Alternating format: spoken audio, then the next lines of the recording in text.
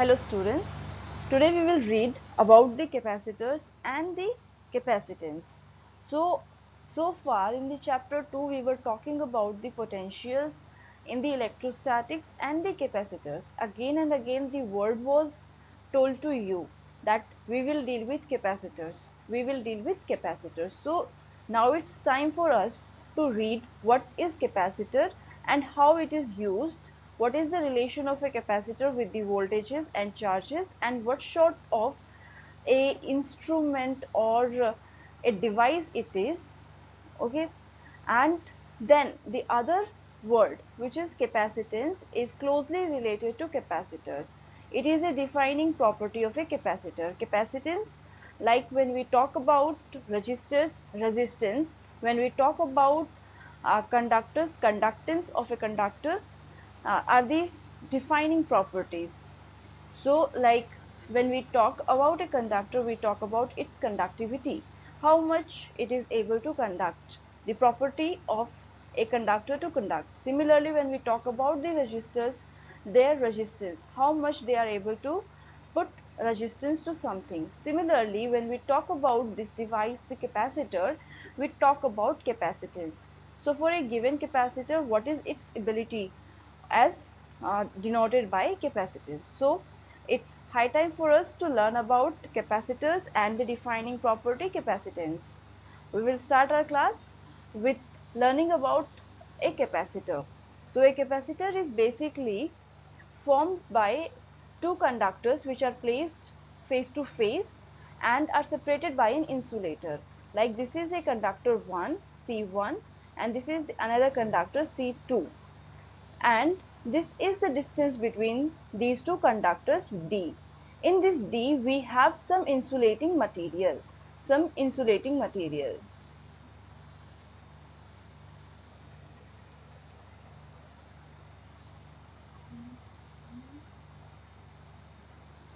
in this insulating material, one thing which we have read in the previous class is dielectrics.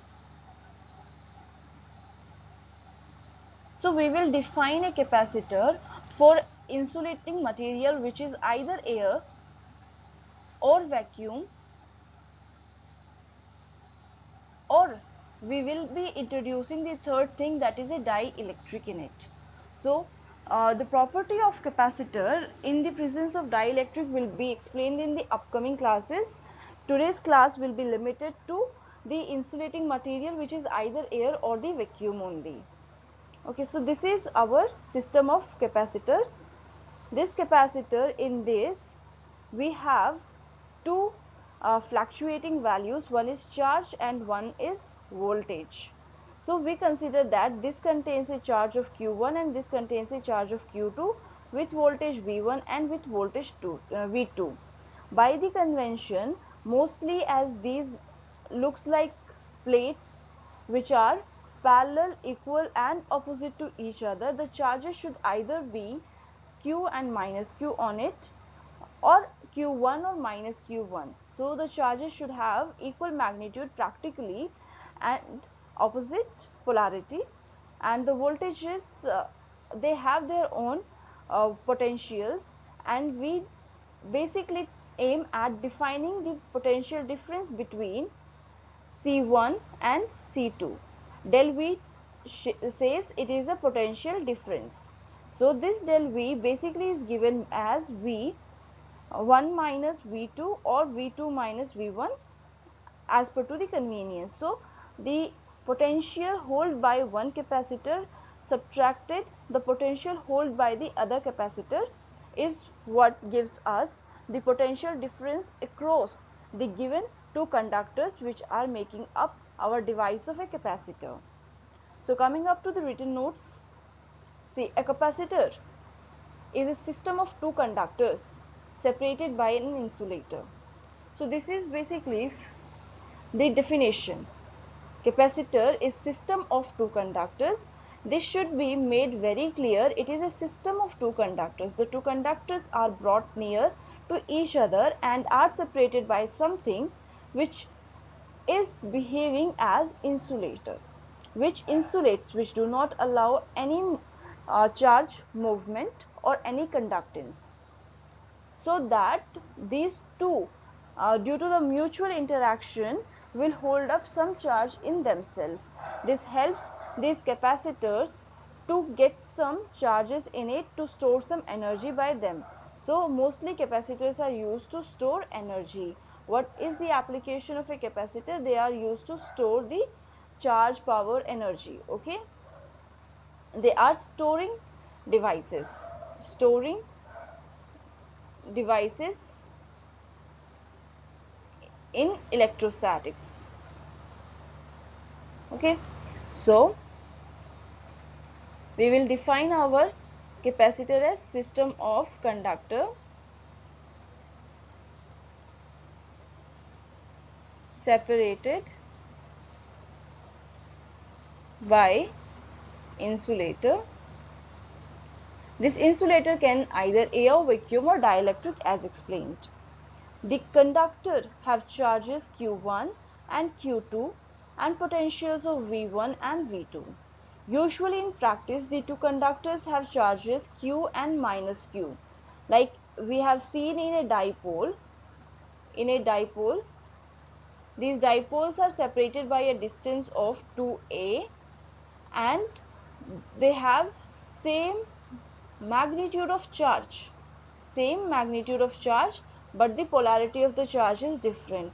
So you can simply memorize it that in a dipole we deal with 2 point charges and in a capacitor we deal with two big charges or two big conducting charges with potential difference of V equals to V1 minus V2 between them. As we have seen, like V1 is the potential difference in conductor 1 and V2 is potential difference in conductor 2. Sorry, the potential in conductor 2. So the difference between these two will be subtraction of these two potentials value. The conductor may be also charged by connecting them to two terminals of the battery. Of course, when we are having a capacitor, it needs to be charged first. Have you seen your mobile phone working by its own self? No, it doesn't work. We need to charge our mobile phone on a timely, regularly basis. Then only we can use it for next 12 or 24 hours as per to the battery capacity. So these batteries are enriched with these such kind of capacitors which have power to hold up energy in them, which we use in our CPUs, in our UPSs and in our mobile phones and laptops. Okay, so these capacitors basically get connected, one conducting body gets connected to one end of a battery and other conducting body gets connected to the another end of battery. It can either be a positive or a negative. Okay, as per to these potentials, these will start gaining some charge. Like this is attached with the positive end, so this will gain positive charges, while this is attached with the negative, it will gain the negative charges, and they will start accumulating these charges on the surface. We have read the properties of charges in a conductor, or we can say in a vice versa form that we have read conductor's behavior in electric field, potential, or in the presence of charges. We have seen this thing just few classes back, and it is extremely important for us to learn each and every topic here, because this particular topic contains all the principles behind a conductor. Like a conductor, E is inside the conductor is 0, whereas E on the surface is having some value. Similarly, the charges inside the conductor are like they are 0. Basically, there is no stored charge inside the conductor. Instead, the charge gets accumulated on the surface. In insulators, charges are not allowed to move freely on a surface of this insulator. So wherever they come first, they sit there. Just think of one of your introvert friends who is taken to a party and you are an extrovert. So basically what happens, I'll give the example, introvert and the extrovert. So this introvert you took to the party and asked him to sit near the dining hall, okay, near the dining hall, and you gave him a glass of juice, and you went out and met many friends, had different kinds of food and had different kind of drinks there. But this introvert friend, when you returned back after 2 hours, after enjoying for 2 hours, you came back to the introvert friend. That introvert friend is sitting at the given position. He is not moving from here or there, like he is just at that particular point. Whereas you have enjoyed so much. In these 2 hours, he is drinking the same drink you gave him and sitting over there. So this is the case of an insulator. Wherever the charge sticks on the surface of insulator will remain there only. But in case of these conductors, if you are giving charge at point A, these charges have property of moving and uniformly getting distributed over the whole surface of conductor. So they are like the extrovert friends, okay. This is also one of the basic properties. So these conductors, when are given this electric field from outside, when they are charged from outside, these charges, instead of coming here, will start getting accumulated on the surface. Q is called the charge of capacitor. In fact, it is the charge on one of the conductors. The total charge on the capacitor is 0. As we say, this is our dipole. On this dipole, what we say, the total charge Q total is equal to 0. The overall, in this system of dipole, there is no charge because this positive charge is being balanced by this negative charge. Similarly, for this given conductor and this given conductor of the system of capacitor, what exactly is happening? The charge is being like equalized. Here on this side we have negative charge, on this side we have negative charge, and on this side we have positive charge. So this charge is being balanced by this charge. So overall charge of this system of capacitor is 0. Overall charge equals to 0. Okay, so the electric field in the region between the conductors is proportional to the charge Q. Whatever the amount of charge Q is there, electric field will be proportional to that. And how come that comes? See, the next line says if the charge on the capacitor is doubled, electric field will also be doubled at every point. First says electric field in the region between the conductor is proportional to Q. Write it in the equation form. Write this thing in the equation form. This is E proportional to Q. The second says if the charge on the capacitor is doubled, cross 2, the electric field also will be doubled. So what exactly is the relation? E is proportional to Q. What we have seen in Coulomb's law, while we were reading the first chapter, we saw that E equals to KQ upon 4 pi epsilon naught R square. So E is proportional to Q. This comes from Coulomb's law and superposition principle. What is superposition principle? As we have read, superposition principle is the principle which helps us to add up all the electric fields or all the forces in a given system of charges. And Coulomb's law defines the force on a given system of charges. Okay. So according to these Coulomb's law and superposition principle, E is proportional to Q. If there is any change in the Q, the electric field will definitely change. If Q is reduced, electric field will get reduced, and if Q is increased, electric field will also be increased. Now see, potential difference V is the work done per unit positive charge in taking a small test charge from the conductor 2 to 1 against the field. So see, Why we are saying from conductor 2 to 1? Electric field is from positive to negative. Electric field is from positive to negative. So here we are bringing our test charge from here to this point.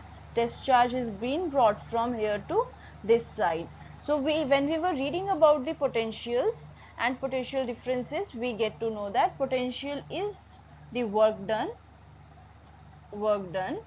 and this work done we check on a test charge, which is brought from infinity to the given in the like surrounding of a given charge. So in this system of capacitors, in this system of this capacitor and this capacitor, we are bringing this test charge from a negative charge holding capacitor to the positive charge holding capacitor. Consequently, V is proportional to Q and the ratio Q by V is constant. How come V is proportional to Q? Like we have some charge. Due to that charge, the potential is being generated.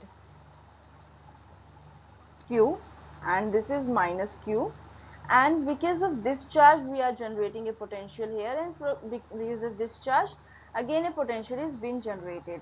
But this potential difference between these two is calculated on the basis of a test charge,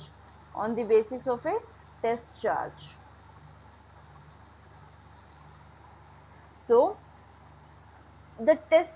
this particular charge, if it is having high magnitude,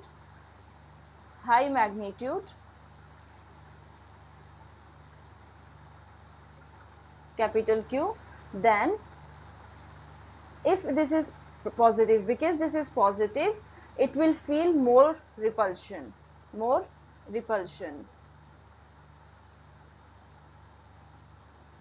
If this is a negative,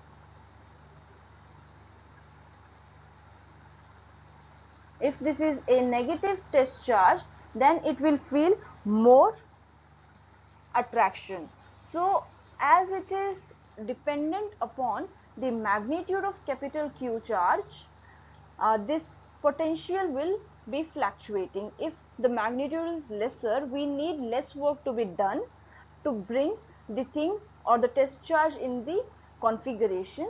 But if the magnitude is more work is to be done to bring these test charge into the given configuration. Okay, so simply understanding it, this charge, magnitude of this charge affects the test charge's movement, and hence it affects the potential or the work done.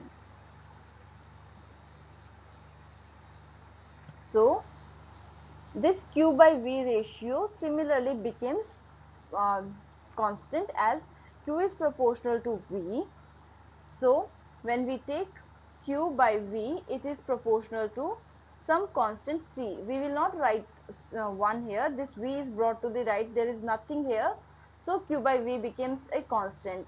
Some numeral value is there, not of course 1. Okay, it can be 1, 2, 3, 4 or any number. So a numeral value is a constant. Any number can be said to be a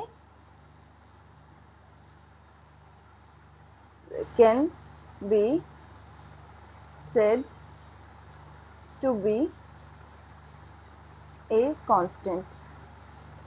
Just tell me, like 2. If I say 2, what is it? Is it changing? No, it's not changing. It's the same thing. It's a constant. So numbers are constant. Okay. So according to that, this Q by C gives us a constant, and that constant is written as C only. This constant C in the world of capacitors, okay, when we go with capacitors, is termed as capacitance of the capacitor. It is independent of the charge or the potential difference across the capacitor plates. Okay, across the capacitor plates. Why so? See, Basically, these capacitance, it depends upon the geometrical configuration. What is the shape of our conductors or the conducting plates, their sizes and their separations in the system of two conductors. We will just go on how this is basically happening. We will see it in this and the upcoming class. For now, understanding how they say that C, which is equal to Q by V, is not dependent upon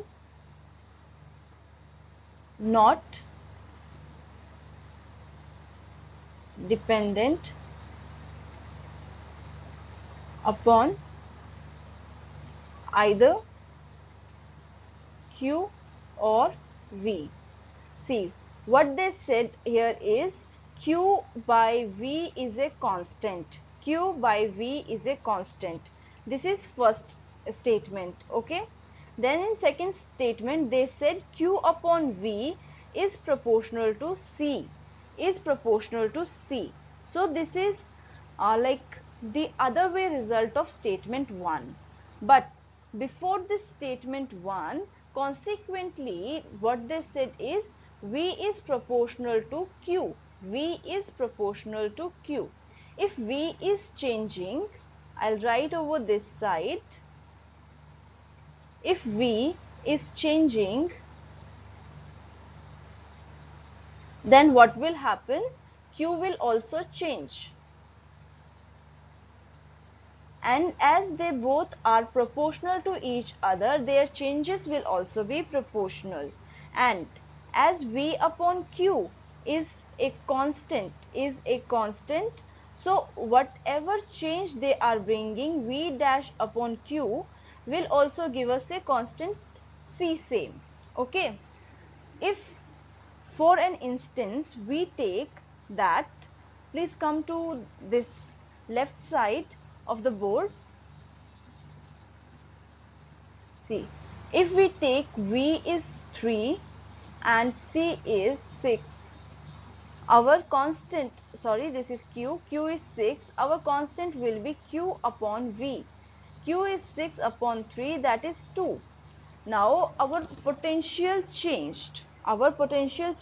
It increased from V equals to 3 to V equals to 6. Similarly, our capacitance, our charge Q will change from 6 to 12. See, potential doubled, hence charge double. Why this? From where it is follows? V proportional to Q. From this particular formula, this step follows. So C will be 12 upon 6. What is the answer? 2 again. So how much is the capacitance before and after?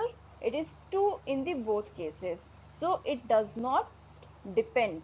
Whatever may be the change in the charge or in the potential, capacitance for the given configuration remains same, because potential and charges are proportional and their ratio is constant. Hope you understand why our capacitance do not depend upon the capacitor's charge and potential. Now it's time to know about the SI unit of our capacitance. It is 1 farad. Farad is SI unit given to the capacitance of the capacitor. Farad. So farad can be written as coulomb per volt. Coulomb per volt. How this coulomb per volt is coming? See, C equals to Q upon V. What is SI unit for Q? It is coulomb. What is SI unit for voltage? V. It is volt. Okay. From here it is coming coulomb per volt, or C by V. 1 farad equals to C by V. Now capacitor with a fixed capacitance are symbolically represented as this parallel plates or the parallel conductors of any shape, size are kept here with a given separation and are connected afterwards to a circuit. Wherever with Variable capacitance are denoted as parallel plates separated by a distance connected to a circuit with an arrow crossing it from the middle. This arrow, whenever we are using in our electronics or in our electrostatics or the electric circuits chapter, this symbol is used to show the variable feature of that particular device or instrument. Like, we make a rheostat like this. Rheostat is generally a resistor, but in this resistor we make an arrow. This says that this resistor is variable. So a variable resistor in word is said to be a rheostat. Okay. Similarly, a variable capacitor is shown by an arrow cutting the parallel plate, which are separated by a very short distance of d. So now from this equation, this is equation number 1. From equation 1 shows that for large C, V is small and for a given charge. See, what is the value of C? It is proportional to Q and inversely proportional to potential. Capacitor, capacitance, proportional to charge Q and inversely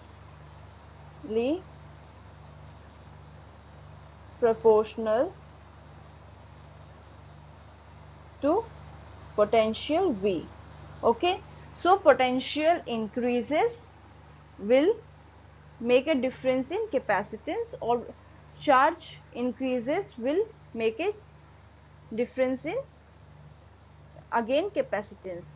But as V and Q are proportional, these will not basically make a big difference. Okay, this means that a capacitor with large capacitance can hold a large amount of charge at a relatively small voltage. Why we are reading this equation 1 summation? It is not because we are saying that when we change charge or potential, capacitance will change. Capacitance will remain constant. It is not dependent upon either charge or the potential. But in case we are having a large capacitor, okay, our capacitor is having a big capacitance, so what exactly will happen? Our capacitor will hold more charge for a given smaller potentials. Potential can be as small as 2, like let's see this potential is 2 and charge held by this capacitor system is some x, okay, is some x, and the capacitor is given as 320. Okay, so what is the charge carried by this capacitor? X equals to 320 into 2, that is equals to 640 coulombs. So which is a very high amount of charge that is being carried as compared to the voltage of 2. So at smaller voltages, a large amount of charge can be stored by a capacitor having a big capacitance. For that, we need to know the relation, because our potential is inversely proportional, so less potential is needed to store or to hold big amount of charge. Now, high potential differences implies strong electric fields around the conductor. This is a step which basically tells us why we cannot have high potential differences, why we need to maintain the potential difference between the two plates be very small. This is because I'll just read this and explain it in the next. A strong electric field can ionize the surrounding air and accelerate the charges so produced to the oppositely charged plates, thereby neutralizing the charge on the capacitor plate, at least partly, not fully but partly. Basically what happens is that this is our plate 1. Let me just change the color of the pen. See, this is capacitor plate 1 and this is capacitor plate 2 having charge plus Q minus Q and a potential difference of del V. Here we are having a insulator or a insulating material. At present that is air. At present that is air. So now we provided a very high potential, V high.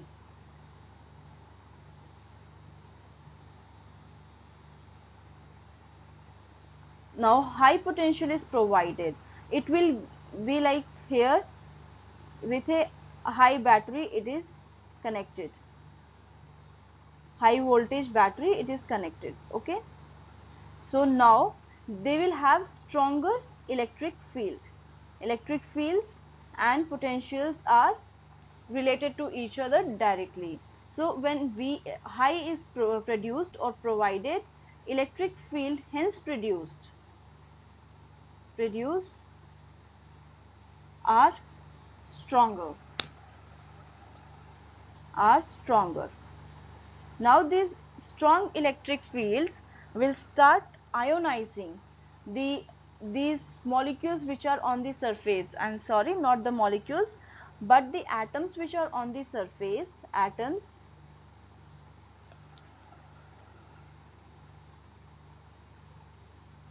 on the surface have loosely bound electrons.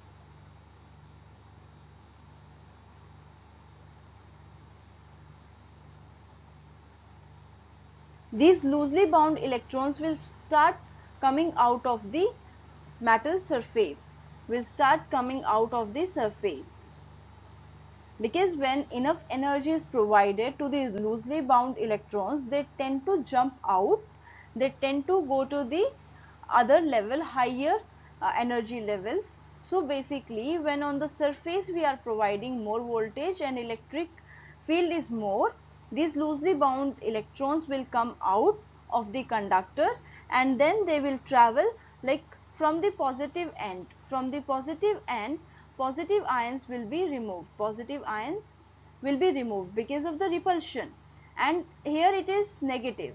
So these positive ions will start getting attracted to this negative charge. So when this negative charge to this is getting attracted, the air which is present in the between these two charges will start getting ionized, because these ions will travel, so they will ionize it.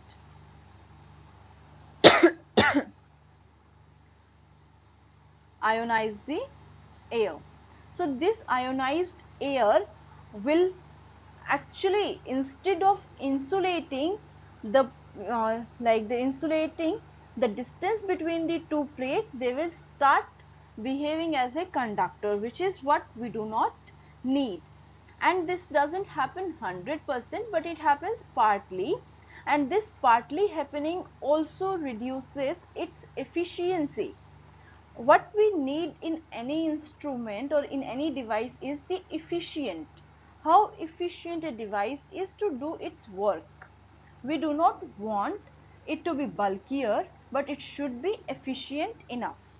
We do not want it to work 100%, like whatever we are giving input should not come as output, but maximum should be the output.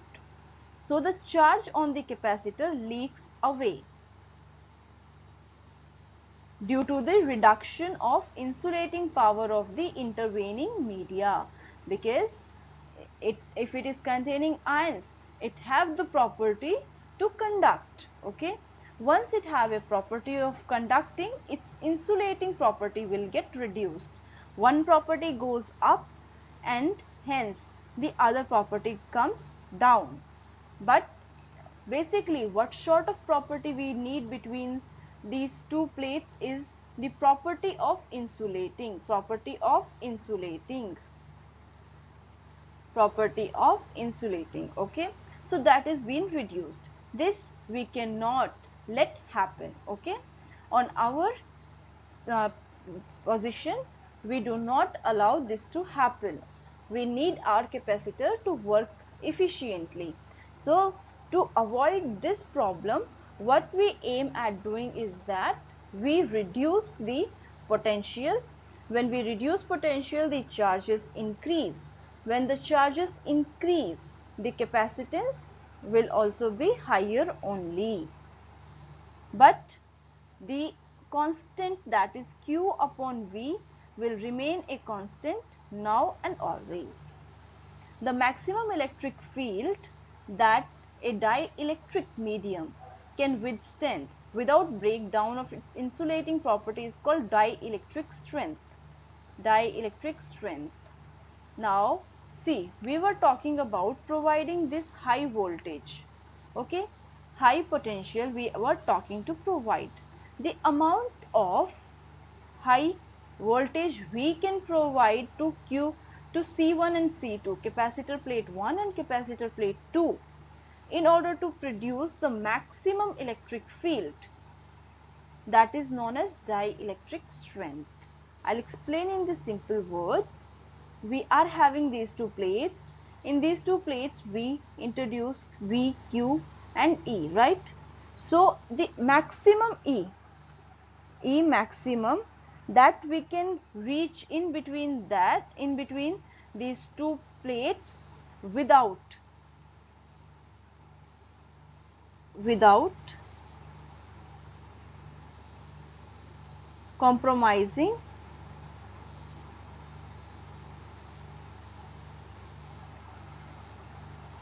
compromising the insulating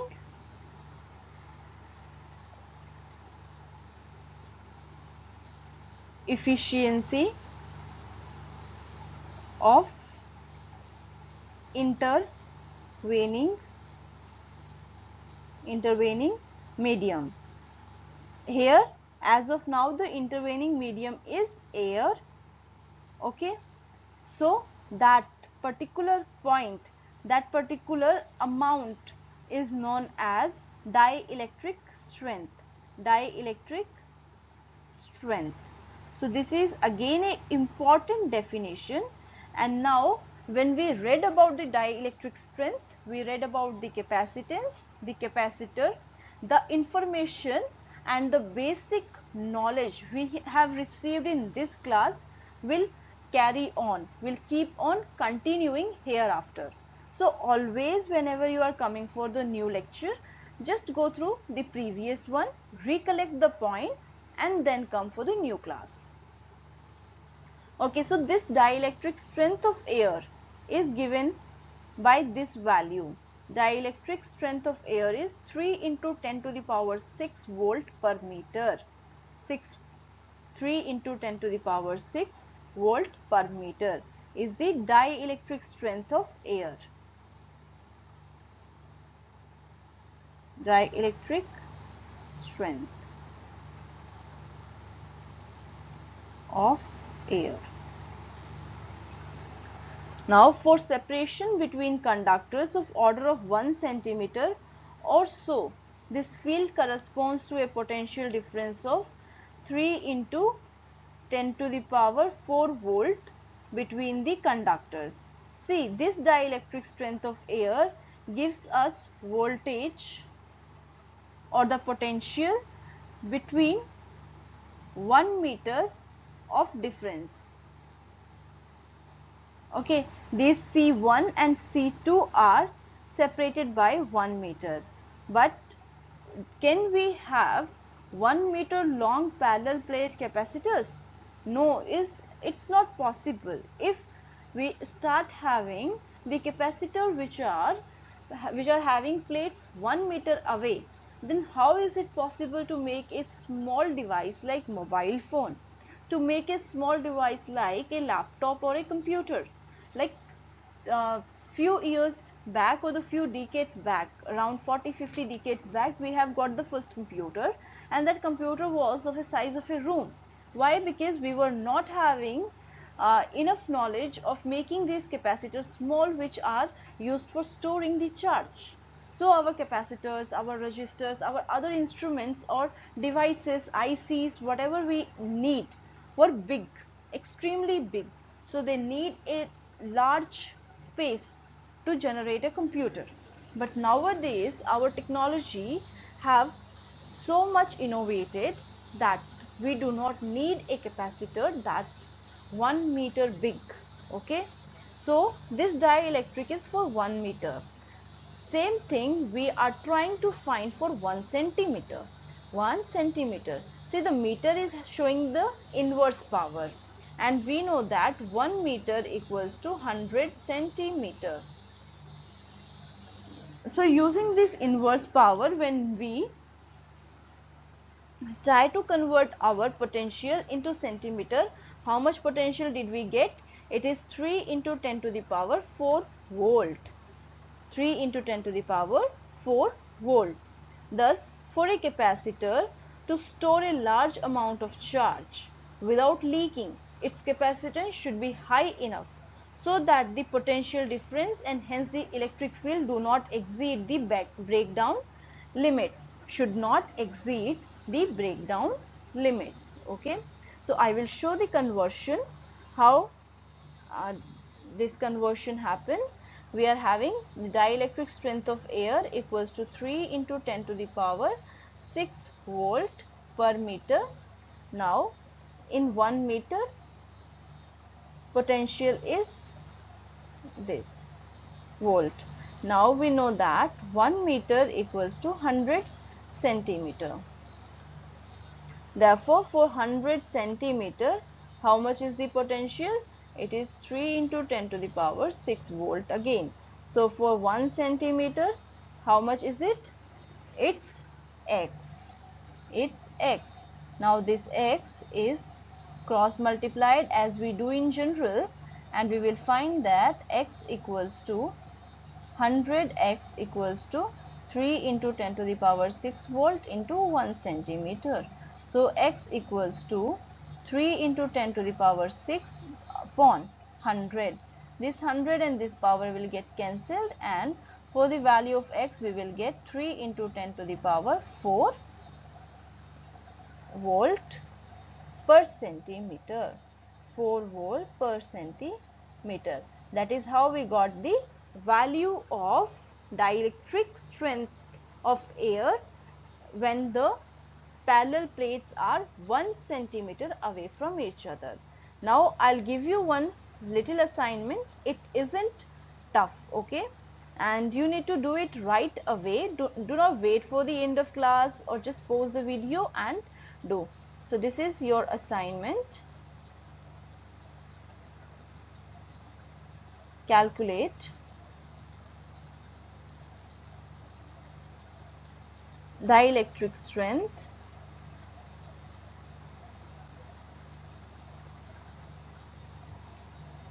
of air when C1 and C2 are 1 mm apart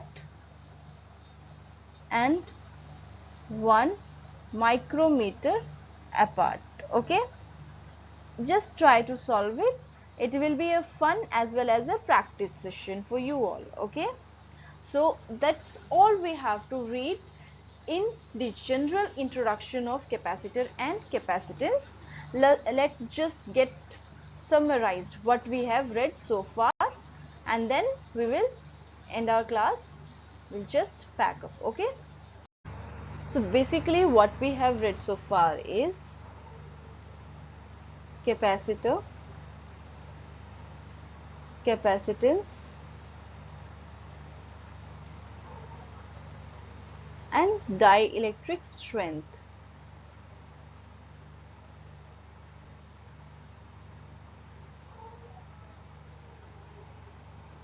First of all, it stores charge.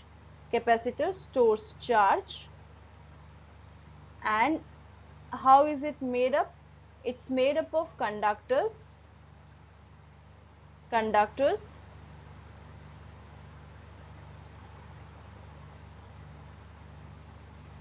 conductors separated by an insulator. Conductors separated by an insulator.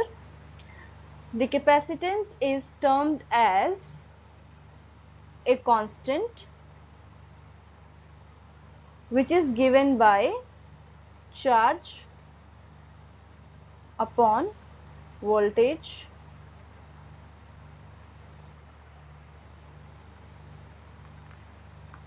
like Q upon V. Now we will understand with the help of the diagram over here. This is C1, this is C2. They have a difference of D, and in this difference D we have a insulating material. This carries a charge of plus Q, and this carries a charge of minus Q. Both the charges have same magnitude, different polarity. As it is needed, they have a potential of V1 and V2, and then we have a potential difference across this as del V, and this potential difference is calculated as a work done when we bring a test charge from C2 to C1. Test charge is brought from C2 to C1, and hence work done is calculated. That gives us potential difference across C1 and C2. Okay. Now dielectric strength, amount of maximum potential that can be delivered to C1 and C2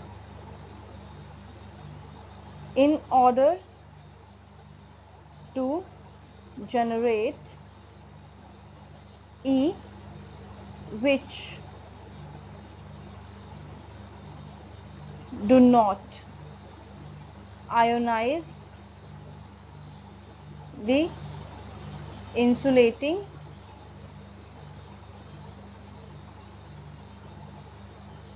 medium between C1 and C2. Okay, so that is the dielectric strength. For air, the numeral value is given as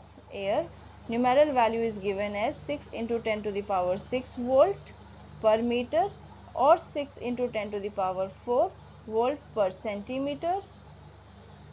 And one most important thing is SI unit of capacitance, that is given as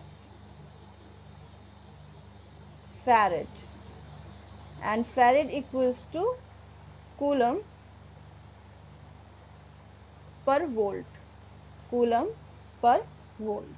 So these are the few things we have learned in this class, but in this few things it is the basic for the capacitor, capacitance and dielectric strength, which we will keep in our mind while reading the next upcoming classes. Like all the classes till we end this chapter, at every point we need the concept from this particular class.